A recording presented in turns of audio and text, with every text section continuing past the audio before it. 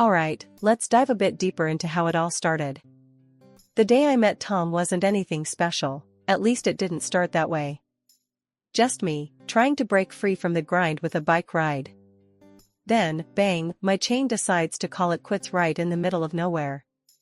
Picture this, me, stranded, with my bike flipped upside down, hands covered in grease, and not a clue on how to fix it. That's when Tom showed up. "Looks like you could use a hand," he said, rolling up on his bike, a grin plastered on his face. He had that look of someone who's seen his fair share of bike troubles. I sighed. Yeah, this isn't exactly my forte. I was hoping to enjoy a peaceful ride, not a mechanic's lesson. Tom chuckled as he dismounted. Well, life's got a funny way of throwing lessons at us. Let's see what we got here. He knelt beside the bike, his hands moving confidently over the parts. I couldn't help but notice how at ease he seemed, like this was just another day in the park for him. "Chains come off, and you've got a bit of a mess here," Tom observed, glancing up at me. "You ride often?" "Trying to," I replied, folding my arms. "But it seems like my bike's got other plans." "Here, hold this," he said, handing me a tool I couldn't name if my life depended on it. We worked together, or more accurately, he worked while I handed him tools, following his instructions. "You're not from around here, are you?" he asked casually, as if we were discussing the weather. "How'd you guess?" I said, trying to sound lighthearted. I was new in town, having moved for the job. Didn't know many people, especially not helpful, bike repairing strangers. "Just a hunch. I've got a good eye for new faces." "Name's Tom." He introduced himself properly, finally getting the chain back on track. "Naomi," I replied, offering a grimy hand, which he shook without hesitation. "There, all done. She should ride smoothly now. Just try to avoid any more adventures today," Tom said, standing up and wiping his hands on his jeans. I couldn't help but laugh. "I'll try, but no promises." "Thanks a lot, Tom." I was pretty much stranded. "Anytime, Naomi. If you ever need a riding partner or another lesson in bike mechanics, you know who to call," he said with a wink. His casual confidence was disarming. Not in a bad way, though. It felt like talking to an old friend, someone who just gets it. We parted ways, but not before exchanging numbers. There was something about Tom, a straightforwardness I appreciated. No airs, no pretending. Just him, his bike, and a willingness to help out a stranger. Little did I know, this chance meeting would turn into so much more. It was the beginning of everything, the good, the bad, and the utterly unexpected. After that unexpected yet serendipitous bike repair session, Tom and I started hanging out more. It wasn't long before we were inseparable, cycling around, exploring every nook and cranny of our little town. It felt like we were in our little world, pedaling towards something beautiful, something ours. Our dreams started weaving together, stitching a future we both yearned for. One lazy Sunday afternoon, sprawled on the couch after a particularly grueling ride, Tom broke the silence. "You know, Naomi, I've been thinking." I turned to look at him, raising an eyebrow. "Thinking? That sounds dangerous." He chuckled, that easy, infectious laugh of his filling the room. "Yeah, well, hear me out. We've been doing this." He gestured vaguely around. "This whole thing. It's great, but I've been thinking about what's next." I sat up, intrigued. "What's next? Like, more biking trails? Or trying out those tandem bikes?" I joked, but I could tell he was onto something bigger. "No, not exactly. I mean, yes to more trails, but I was thinking more along the lines of, us. Our future. Maybe it's time we started thinking about settling down? You know, find a place that's ours, build a life together." His words hit me like a gentle wave, unexpected yet refreshing. "Settling down, huh?" I mused, letting the idea swirl around in my mind. "I like the sound of that. But, we've got to think big, Tom. If we're doing this, I want us to dream big. A house, yes, but not just any house. Somewhere we can really call home, where we can maybe start a family? Tom's eyes lit up, his hand finding mine, squeezing it gently. Exactly.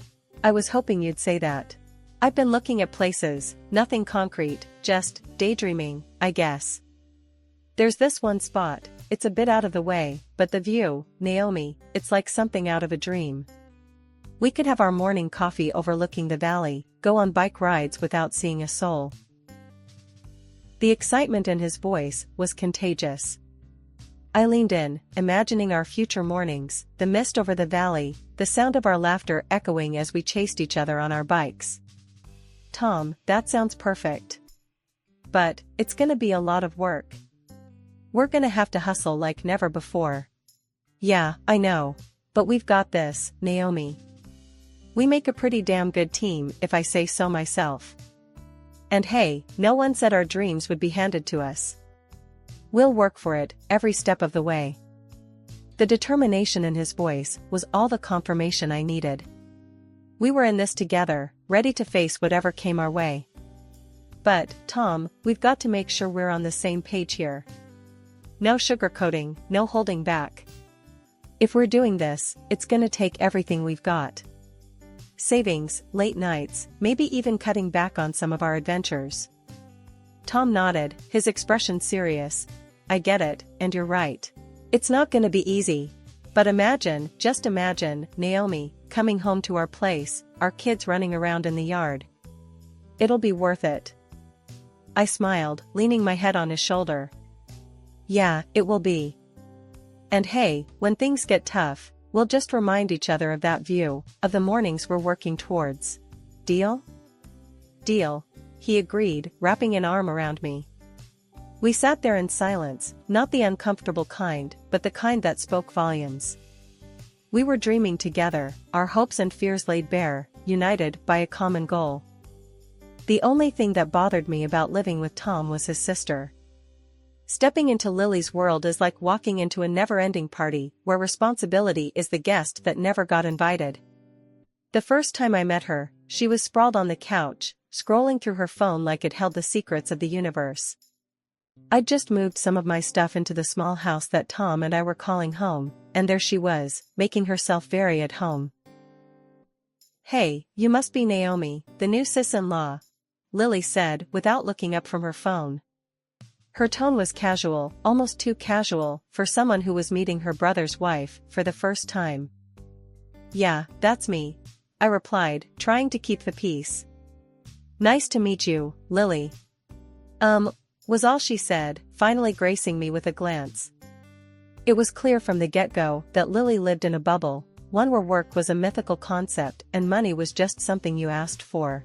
One evening, not long after that first meeting, I found myself sitting at the dinner table with Tom's family. It was a regular occurrence, these family dinners, but they always had a way of turning into a stage for the latest Lily drama. So, Lily, have you thought about what Dad offered? Tom asked, trying to sound as non-confrontational as possible. He was referring to the job offer at his dad's company, an assistant manager position that would have been a golden opportunity for anyone looking to get their foot in the door. Lily scoffed, a forkful of salad halfway to her mouth. Work for peanuts? No thanks. I'm waiting for something better. Her dad, a man of patience but wearing thin, chimed in. Lily, you can't just wait around forever. It's time you start taking some responsibility. Oh, please, not this lecture again. Lily rolled her eyes, dropping her fork with a clatter. I don't see why I should settle for some dead-end job. The table went silent. Tom's mom, always the peacemaker, tried to change the subject, but the tension lingered like a bad taste. It wasn't just the job situation, though. Lily's financial escapades were legendary. One time, she racked up a bill so high at some fancy club, her mom had to sell a pair of jeweled earrings just to cover it. I can't believe you let it get that bad, Tom said to Lily one afternoon when the bill came to light. We were all in the living room, the air thick with disappointment and disbelief. Lily just shrugged. I didn't ask her to sell her earrings. She offered. That's not the point, Lily. Tom raised his voice, a rare occurrence. You're taking advantage of Mom's kindness. And you're not? Lily shot back, her voice rising. You and Naomi living in that house, rent-free. Granddad left it to you, but it's still taking advantage. I could feel my cheeks heating up. This was different, and she knew it. We were saving up, working towards something more. Lily, on the other hand, was just burning through life with no thought for tomorrow. Living in that house isn't the same as blowing money on parties and expecting Mom to bail you out, I finally said, unable to keep quiet. Lily looked at me, her eyes narrowing. Oh, so now you're part of this? Last I checked, you're not a part of this family by blood. There was silence after these words, and I realized that I was blushing even more. Lately, our little home started feeling less like a sanctuary and more like a public park. Ever since Lily discovered where the spare key was hidden, or more accurately, bullied Tom into telling her, our place became her go-to spot. Not for a chat and a cup of tea, mind you, but as her personal lounge, pantry, and, increasingly, her wardrobe. One particularly stressful Thursday, I came home from work, dead on my feet, dreaming of a hot shower and an evening curled up with Tom on the couch. Instead, I walked into what looked like the aftermath of a hurricane. Lily sprawled on the couch, TV blaring, surrounded by a mess of snack wrappers and several of my personal belongings scattered around her like she owned the place. I dropped my bag, the sound drowned out by the TV. My patience, already hanging by a thread, snapped. Lily, what the hell is this? She barely glanced at me, eyes glued to the screen. Chill, Naomi. Just killing some time. Your place is better than ours, you know that. I took a deep breath, counting to 10 in my head before I could trust myself to speak. It's not a public park, Lily. You can't just barge in and make a mess. Lily snorted, finally looking up at me. What's your problem?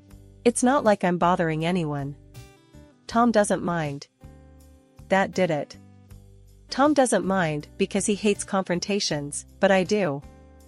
This is our home, not your personal hangout spot. And why are you wearing my sweater? She looked down at herself as if noticing, for the first time. This? I just found it lying around. Thought it was Tom's or something. Right, because Tom really strikes me as the pastel sweater type. I shot back, the sarcasm heavy in my voice. Before I could launch into a tirade about respect and boundaries, the front door opened, and Tom walked in, looking as tired as I felt. His face lit up when he saw me, then fell just as quickly when he took in the scene before him. Hey, babe. What's going on? He hesitated, eyes darting between me and his sister. Ask your sister why she thinks it's okay to treat our house like her personal dumpster, I said, frustration bleeding into my words. Tom sighed, running a hand through his hair. Lily, what have we talked about? Oh, come on, Tom. I'm just relaxing. Naomi's making a big deal out of nothing, Lily protested, finally turning the TV off and standing up, making no move to clean her mess. Tom looked at me, then at his sister, a silent battle of wills playing out. Lily, you gotta respect our space. And Naomi's stuff. It's not cool to just take things without asking. Lily rolled her eyes, muttering something under her breath before grabbing her bag. Fine, I'm out. Didn't realize this place was a freaking museum. As she stormed out, Tom and I were left standing in the silence of her wake, the tension thick. He moved to hug me, but I stepped back, my emotions a tangled mess. Tom, we need to talk. This can't keep happening. It's not just about your sister using our place like a hotel. It's about respect, and right now, I'm feeling a total lack of it. Tom's face fell, and he nodded, understanding the seriousness of the situation. You're right. I'll talk to her, Naomi. I promise. We'll set some boundaries. I don't want you feeling like this in our own home. The rest of the evening was spent in quiet contemplation, both of us knowing that a conversation with Lily was just a temporary fix. The real challenge was ensuring she understood the meaning of boundaries and respect. That fateful day I caught Lily red-handed, rifling through my personal belongings, marked a turning point. There she was, in my bedroom, drawers open, my stuff scattered all around her. My jaw dropped. "What in the world do you think you're doing?"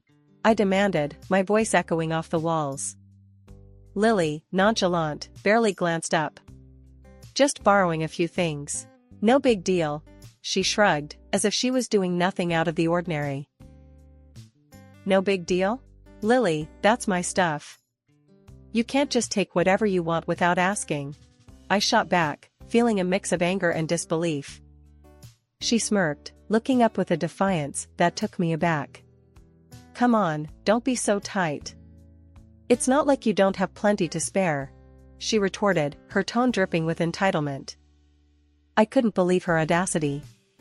"It's not about having plenty, Lily. It's about respect, something you clearly know nothing about," I replied, my voice rising. She rolled her eyes, stuffing a scarf of mine into her bag, and shot back. "You're making a mountain out of a molehill. Chill out." The confrontation escalated quickly, and before I knew it, Lily had stormed out, muttering insults under her breath. The aftermath left me shaken, but little did I know, it was just the beginning. The next day, Lily's mom showed up at our door, furious. Without so much as a greeting, she launched into a tirade. "How dare you accuse my daughter of stealing? You should be ashamed, hoarding all these things, while she has so little." I was taken aback. "It's not about the things. It's about the principle. She can't just barge in and take what she wants." I tried to explain, but it fell on deaf ears. "She's family, and family shares." "You're just being greedy," she accused, her words stinging like salt in a wound. The situation worsened from there. My belongings continued to disappear, only to show up on social media, proudly displayed by Lily as if she'd acquired them through honest means. My frustration grew each day, culminating in the night she decided to bring her drunken party to our doorstep. The noise was unbearable, a cacophony of laughter and shouting that pierced the quiet of our home. Tom, usually the calm one, reached his breaking point. He stormed into the living room, confronting Lily and her rowdy friends. "This is our home, not a bar. You need to leave. Now," he bellowed, the anger in his voice unmistakable.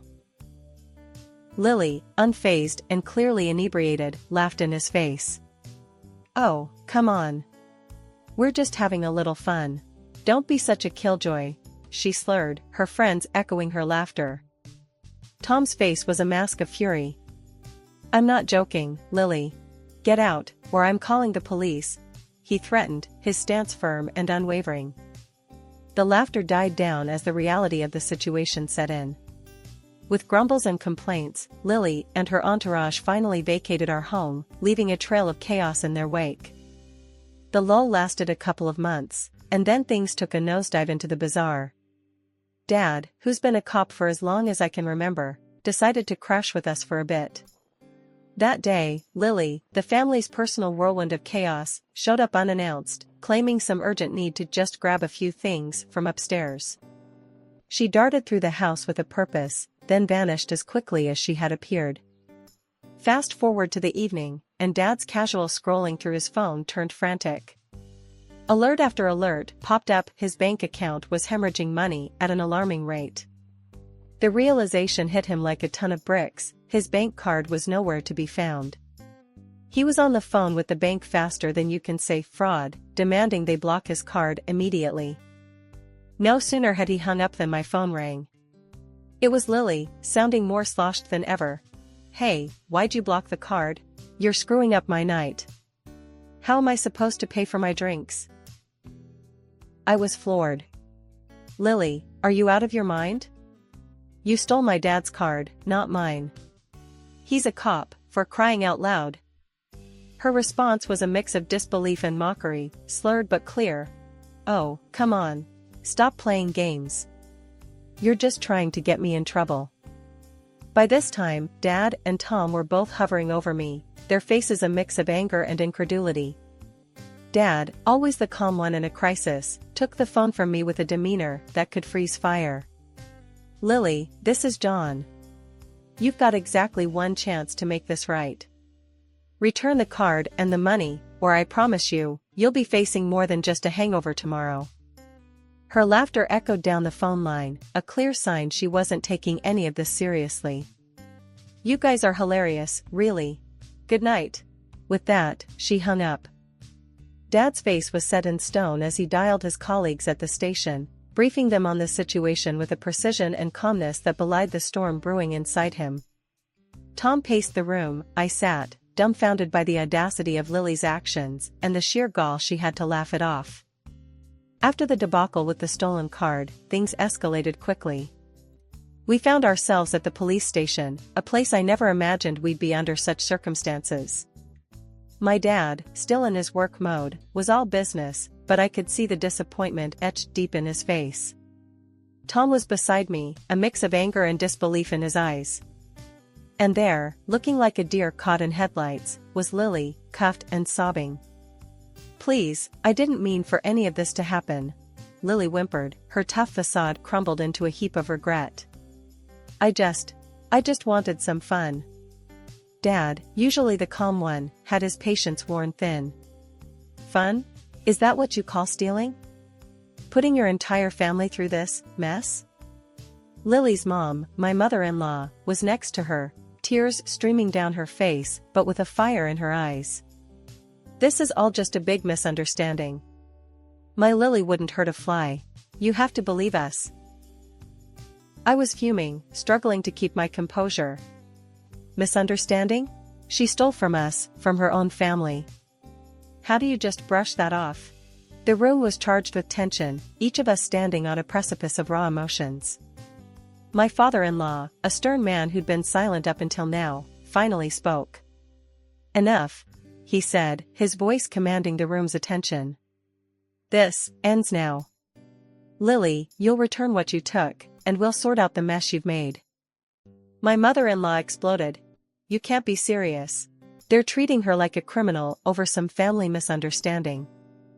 That's because she is one, Tom finally said, his tone colder than I'd ever heard.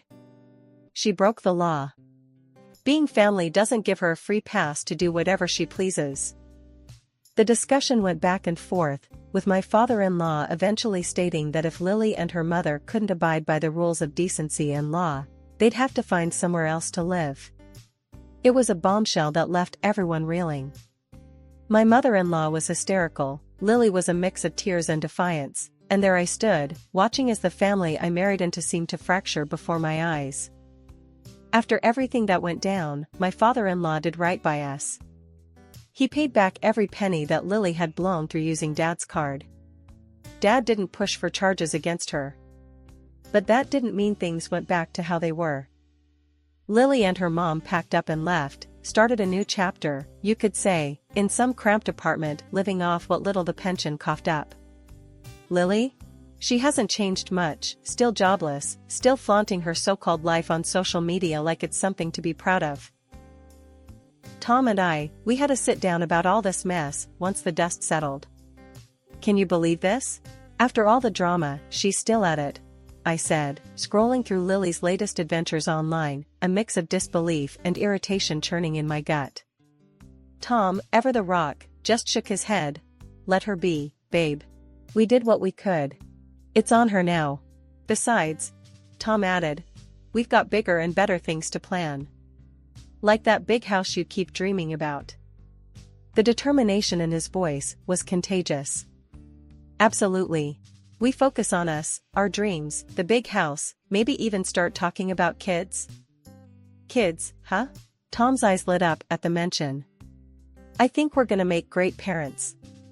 But let's promise to never let our kids turn into mini Lilies. We laughed together, the sound a healing balm to the wounds of the past weeks. Deal. No mini tyrants allowed. I agreed. The next few days were a testament to our resolve. We cleaned, we planned, we dreamed. Our conversations were peppered with ideas for the future, interspersed with moments of reflection on what we'd gone through.